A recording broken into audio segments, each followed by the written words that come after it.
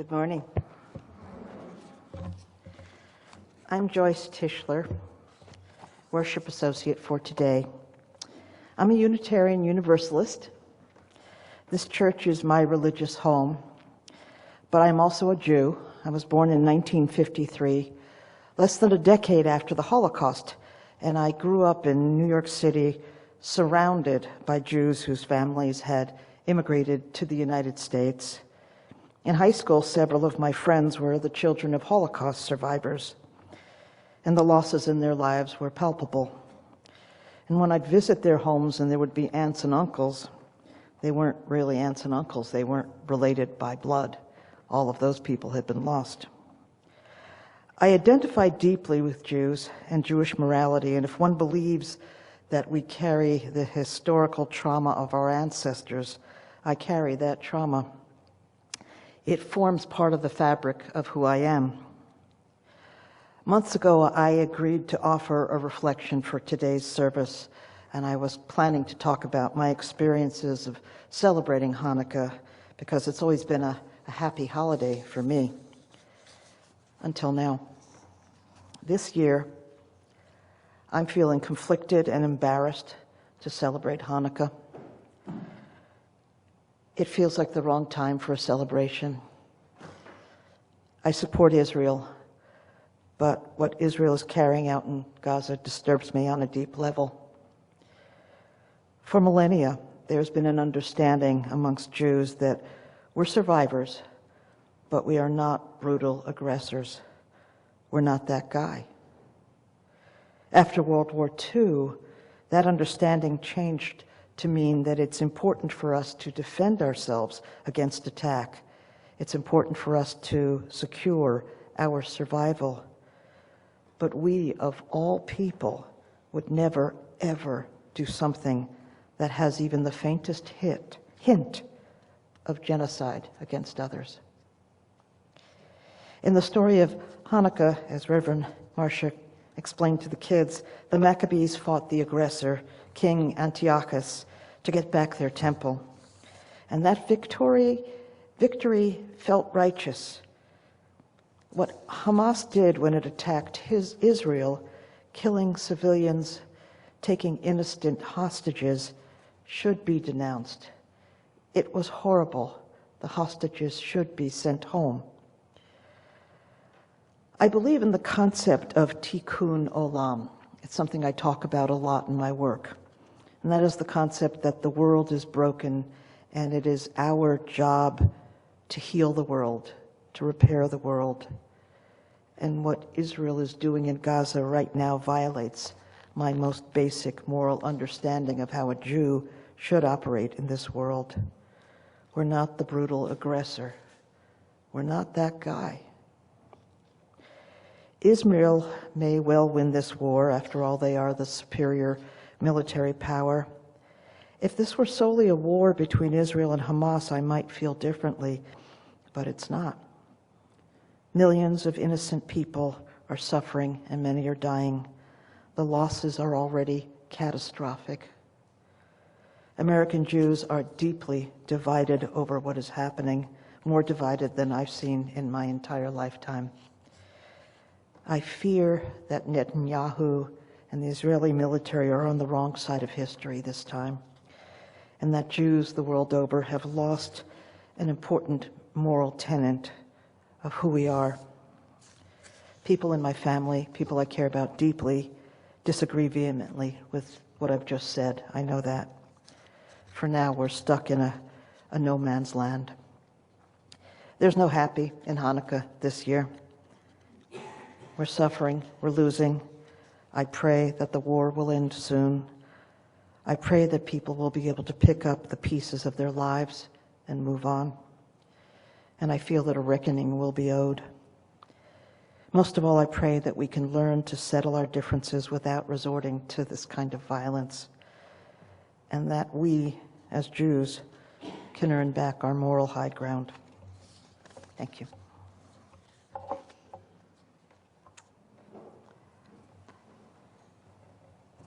The Reconstructionists are sort of the Unitarian Universalists of Judaism. They're a small group. And their prayer book includes the traditional Hebrew prayers, but it also includes some other things, including this particular poem by Judy Chicago. And then all that has divided us will merge, and then compassion will be wedded to power, and then softness will come into a world that is harsh and unkind, and then both men and women will be gentle, and then both women and men will be strong, and then no person will be subject to another's will, and then all will be rich and free and varied, and then the greed of some will give way to the needs of many, and then all will share equally in the earth's abundance, and then all will care for the sick and the weak and the old, and then all will nourish the young, and then all will cherish life's creatures, and then all will live in harmony with each other and the earth, and then everywhere will be called Eden once again.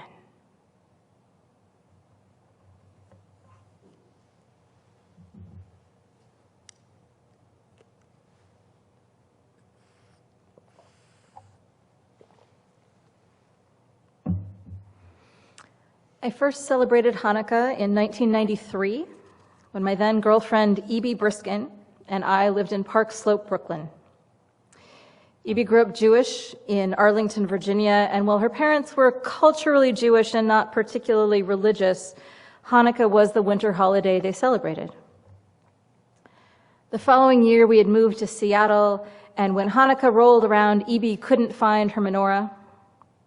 We had bought candles, but we didn't have a menorah, and so I grabbed a big russet potato and used a potato peeler with the little thing, and I carved 9 holes in it.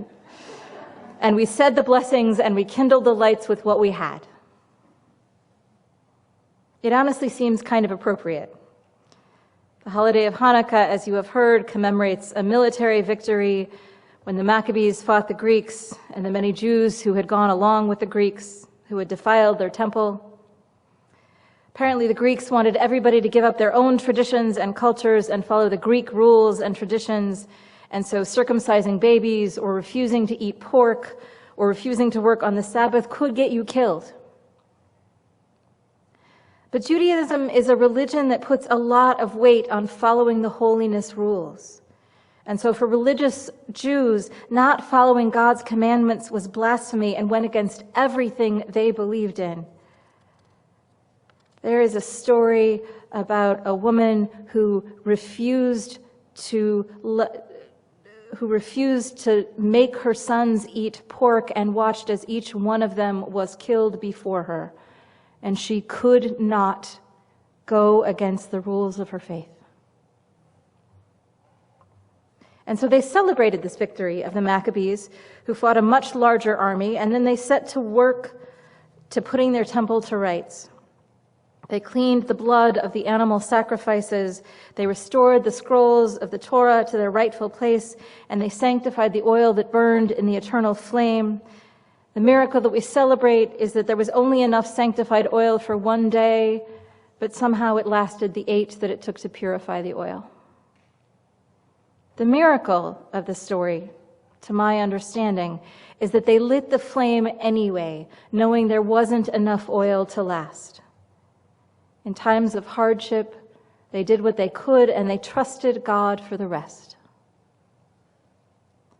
That miracle, that magic of hope and faith and trust, is part of what I love about Judaism. Some of my longest-term friends, Tom and Rivka Gewurz, are Jewish, and since we moved back to Portland in 2002, we have nearly always celebrated at least Passover and Hanukkah with them. And while I don't celebrate Passover and its commandments against all leavened products in my own home, I am the goy entrusted with making the unleavened desserts for the Seder dinners because it matters to me to get it right. And for the last 30 years, I have lit Hanukkah candles in my home because the ritual of a light in the darkness, of just enough light to do the next right thing, matters to me. It means that I trust in something greater than myself, and I am called to join in a ritual with people whose ethnicity I don't share, but whose faith I profoundly respect, and in whose rituals I have found meaning.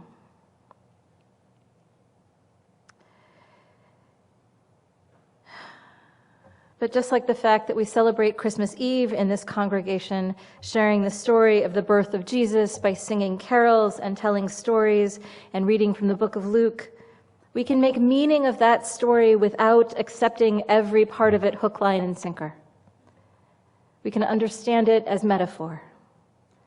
We can make new and modern understanding of it, accepting that there is still meaning in the story of a baby born to save the world, or a besieged community cleaning up the temple and kindling the light. But this year in particular, it is hard to celebrate with simple joy. Israel, which is a Jewish state, is at war with Gaza, a small section of land where the Palestinians, who were previously under colonial rule in the land that is currently Israel, were forced into Gaza after the Holocaust, when European countries and the United States, who did not protect the Jewish people by letting them immigrate, but instead chose to give them a Jewish state after half the Jewish population was killed in a genocide that still defines the word. The problem was, rather like North America in the 14, 15, 16, 1700s, it was not unoccupied land. It wasn't theirs to give. And so now we have set up a situation where two oppressed peoples are still living on the same land that both groups have deep ties to, land that both claim historically. Jews and Palestinians have both suffered near the bottom of a hierarchy that neither historically benefited from. And Israel has had significantly more power than Palestine right now and has for 70 years. The people of Gaza have lived under occupation and blockade with their civil rights and their rights to travel sharply limited. And I also know that to get to this place, 6 million Jews were killed in concentration camps. Anti-Semitism is real, and it's on the rise again, and many Jews are afraid all over the world. I don't know what it's like to be hated for my ethnicity or my faith. I understand what it's like to be hated because of who I am or who I love. And it's scary and it doesn't feel good, but it's not the same because I am never afraid that my entire family will be erased from the world. And many Jews rightfully fear that because it's happened and there are survivors still alive today who can tell those stories firsthand. But I want to be really clear that what is happening in Israel and Palestine is not reflective of the whole of or the faith of Judaism, the same as the terrorists of 9/11 were not reflective of the whole of or the faith of Islam. Hamas is not Palestine.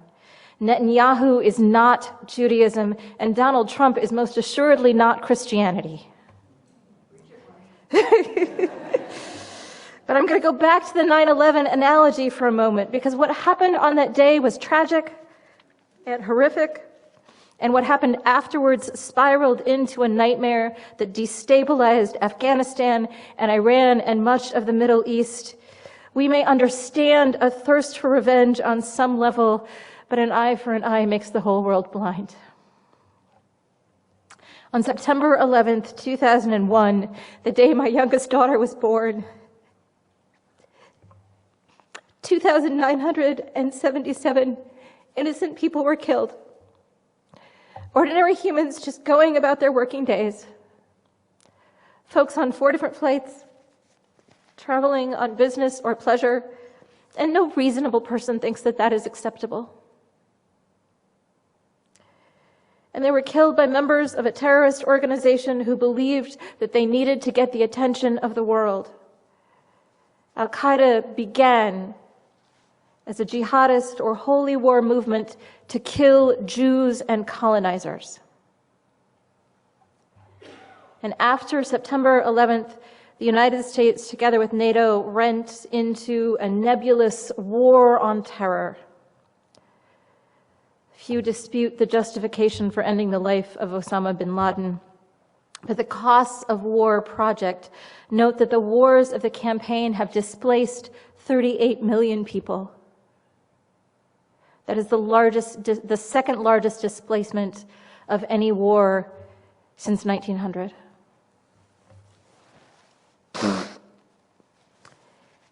That war has caused at least 4.5 million deaths, directly and indirectly, in Afghanistan, Iraq, Libya, Pakistan, and other places. On October 7th, 2023, Hamas, a Palestinian organization fighting for civil rights for people in Gaza and the West Bank, but whose stated objective is the elimination of the nation-state of Israel, invaded Israel and killed 1,200 people and kidnapped about 250, including children as young as 3 and adults as old as 85. This was the deadliest day for Jewish people since the Holocaust. And since then, the right-wing Netanyahu government has tried to fight Hamas by bombing the people of Gaza. 85% of people in Gaza are displaced now. Most have no food or water or fuel. People stand in line at 4 o'clock in the morning and wait in line for days, and maybe get enough flour for 1 day's worth of bread. There's so many stories, but I'm going to share one published in the New Humanitarian about a worker who writes anonymously for her safety. Before 7th of October, I was a mentorship coordinator with Mercy Corps in Gaza. With nearly 70 other team members, I proudly worked to improve the well-being of our community members and address pressing humanitarian concerns stemming from repeated conflicts in recent years and from the effects of Israel's 16-year blockade of Gaza. During the past 2 months, she continues, death has approached me many times. I have seen things I never thought in my life I would see. Parents crying over the bodies of their dead children. Dead bodies and severed body parts after bombings. Families struggling to find enough to eat. People gathering scraps of wood to build fires for heating and to cook food, and having no choice but to use donkey carts for transportation because of the lack of fuel. Her brother's best friend's family's home was bombed, killing 13 people. She continues, after that, we felt nowhere was safe anymore, so we took our things and came back to the house. Now every night we try to guess which spot will be the safest in our house. My mom insists on sleeping with me and my siblings, even though it is very crowded, so that if we die at night, we will die together.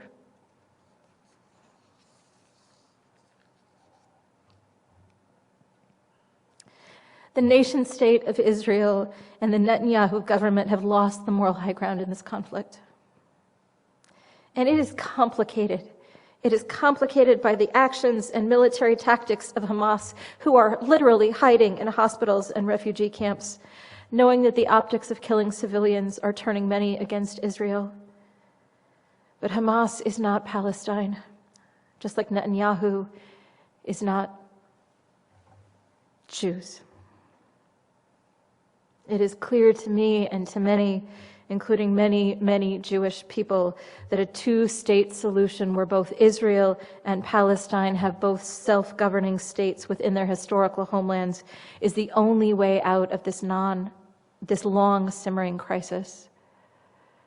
More bloodshed isn't the answer, and it's not the way to reach the hearts and minds of the world.